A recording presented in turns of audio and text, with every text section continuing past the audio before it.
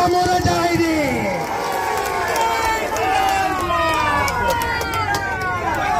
আমরা কারোর ধর্মে হস্তক্ষেপ করি না।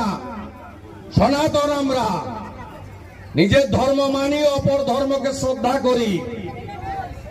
জিয়ারউদ্দিন মোল্লা, আপনার কোনো অধিকার নেই আমার ধর্মে হস্তক্ষেপ করার। আমরা স্বামীজির শিষ্য। স্বামীজি বলে গেছেন, নিজ ধর্মের প্রতি আস্থা রাখো, অপর ধর্মকে শ্রদ্ধা করো। এই নীতিতে চলুন। আরজি করের কথা মনে আছে? বিচার চাইতো। ওপারে